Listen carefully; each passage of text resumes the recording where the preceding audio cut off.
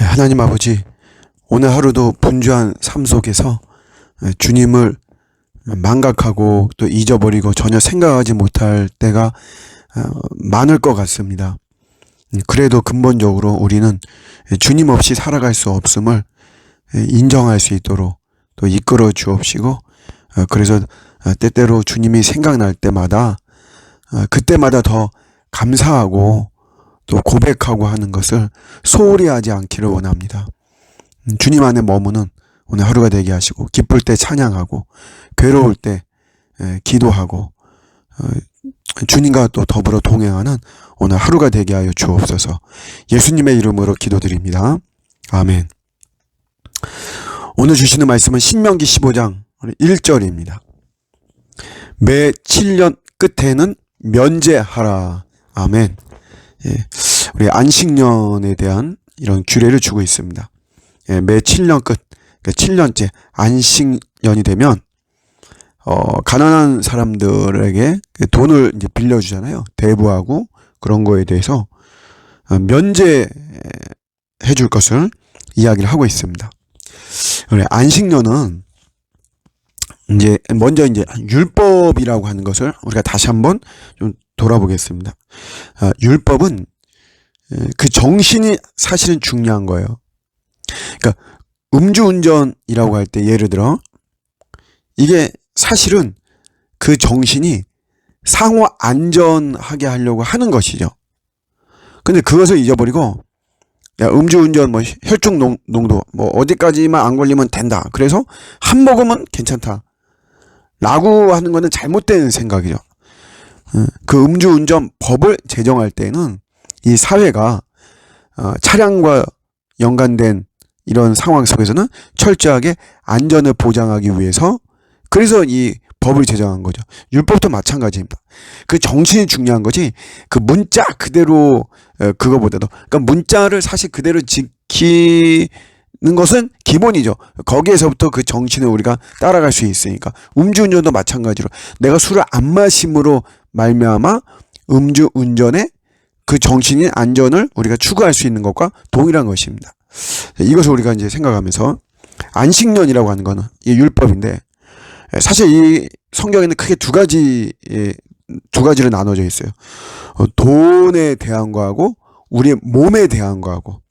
돈에 대한 거는 우리 채무를 이 안식년에는 면제해라. 우리의 몸은 안식년에는 모든 걸 내려놓고 쉬어라. 이 두 가지를 이 안식년 요때 율법으로 제정하고 강조하고 있습니다. 사실 이것들은 지키기가 쉬운가요, 어려운가요? 어렵죠. 특별히 돈에 대한 거는 어렵습니다. 내가 누군가에게 빌려줬는데 어떻게 하든지 그것을 내가 받아내야죠. 부당한 게 아니죠. 정당한 거죠. 내가 빌려준 거니까, 내 돈이니까, 내가 받아야만 되는 거니까 정당한 것이고, 내가 내 재산에 손해가 나면 안 되는 거죠. 한 푼이라도 내가 더 받아야만 되는 것이고, 내가 이 안식년도 마찬가지로, 아니 쉬면은 뭐 어디서 뭐가 생깁니까? 이 각박한 세상에서 내가 한 푼이라도 더 벌고 모아야만 되는 것이죠. 그래서 이런 것을 지키기가 사실은 어렵단 말이야. 근데 그 어려운 이유, 못 지키는 이유는 뭐냐면 불안한 거죠. 내가 내 돈 내가 받아서 내가 써야 되는데 내가 받지 못하면 나는 쓰지를 못하는 것이고, 그러다 보면 내 경제는, 내 생활이 무너질 수도 있는 것이고, 내 안식년 쉬어야만 되는데 내려놓고 내가 쉬면 우리 가정, 우리 자식들 누가 먹여 살리느냐 이러면서 불안한 거예요. 그런데 하나님께서는 그 안식년을 통해서 몸도 쉬고 채무도 면제해 주라고 하는 것은, 여기에는 하나님께서 내가 책임진다라고 하는 하나님의 책임지심이 들어가 있는 것입니다. 그걸 믿는 거죠. 믿어야 이것을 할 수 있는 거예요. 하나님이 그래, 내가 저 채무를 내가 못 받더라도 말씀대로 내가 면제해 준다. 나 안식년이니까 내가 1년 동안은 내가 내려놓는다. 그래도 우리 하나님이 나를 책임져 주실 것이다. 이런 믿음이 있을 때 이것이 가능한 거죠. 결국 이 믿음은 어디에서 옵니까? 이거는 결국 내 힘으로 사는 것이 아니고 하나님의 힘으로 산다는 거예요. 세상은 돈의 원리지만 우리 하나님의 자녀들, 하나님의 통치 속에서는 돈의 원리가 아니라 하나님의 능력, 하나님의 돌보심, 하나님의 자비하심, 이것이 원리라고 하는 거죠. 저는 뭐 저뿐만이 아니고 다 우리 사역하는 우리 목회자나 뭐 그런 분들은 동일한 경험을 할 거예요. 하나님 어떤 미션을 주실 때, 뭐 선교라든가, 저 같은 경우도 뭐 우리 해외 선교라든가, 교정 선교라든가, 뭐 이런 어떤 미션을 주실 때 재정을 확보하고서는 그런 미션을 주지 않습니다. 먼저 미션이 사실 먼저 주어져요. 그래서 어떻게 보면 사실 우리 성도들 입장에서는 걱정이 되죠. 목사님 일만 먼저 벌리신다 이러는데, 그게 제가 막 하고, 제가 만약에 하는 거라면 전 안 하죠. 저도 안전을 추구하죠.